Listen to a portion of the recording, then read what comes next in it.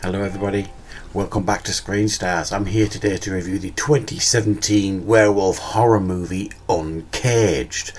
Now I thought after recently watching and reviewing the werewolf movie Howl, I could do with watching another werewolf movie. I'm into this right now. And what did I find? This, Uncaged, a film that was released last year. And so I'd not seen a trailer. I think I'd even seen a review of this before watching it. And ultimately, what do we get with this movie? Well, a bit of a bang average movie, unfortunately. Not terrible. I think it sometimes threatens to be terrible, but just manages to stay afloat in regards to watchable. But it's very average as this movie. And what essentially we get with this movie is we get an opening with a little bit of a backstory. We meet a young boy getting tucked into bed by his mum, and then he wakes up at middle of the night and you can hear growling and snarling, and there's all sorts of nasty things going on. And then it shifts to some years later when he has grown up. And it does this weird thing, this movie, as well. It's like it does like these cartoon panels that shift between scenes that are just a bizarre choice and don't fit. It's the kind of thing you'd expect in a Marvel movie or something. A really bizarre decision, and I don't understand why they did it, but there you go, it's in the movie. So he's now grown up as this young boy. He's at college, party with some of his friends. I think it's his birthday, something like that. And he gets invited to go and stay at his Uncle Mike's out in the country. And his two best friends decide they want to come with him to have a, bit of a break and a laugh and a giggle together. So they all head up to this country house place.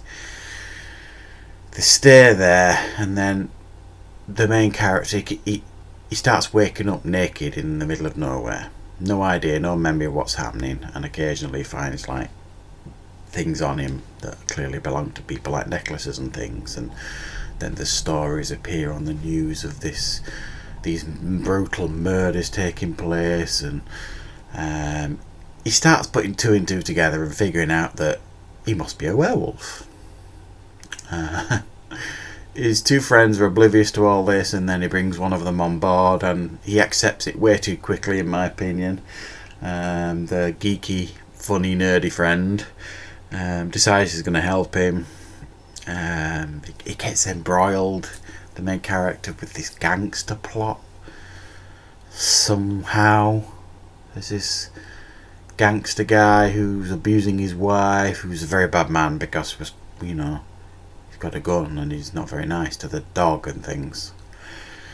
And so there's this triangle going on between him and his friends, trying to figure out what to do about this werewolf thing, putting himself in a cage when he's going to turn, and then he gets embroiled in this gangster plot trying to help this abused wife, all in the while trying to stop eating people.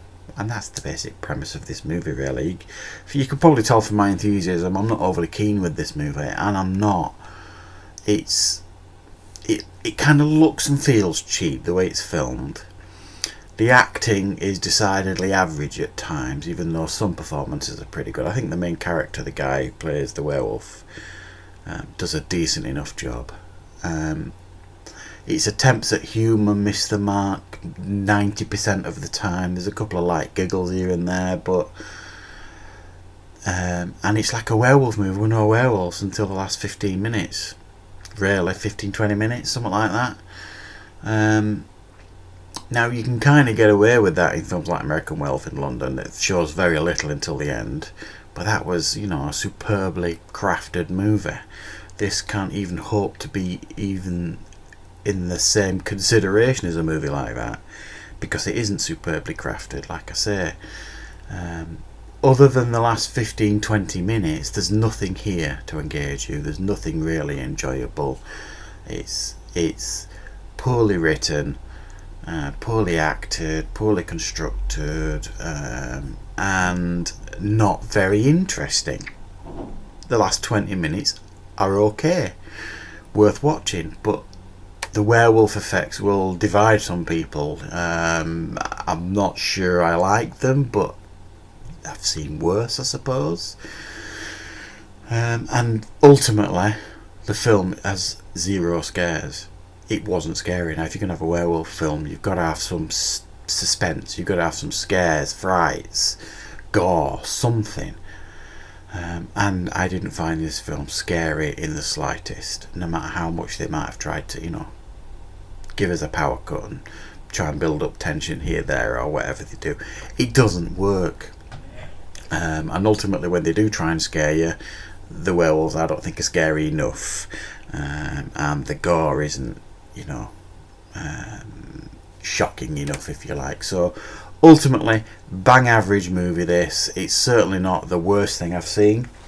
There's some decent attempt here at a movie, but I have to say I was terribly disappointed with it, and I can't really recommend it, guys, because it's not that good.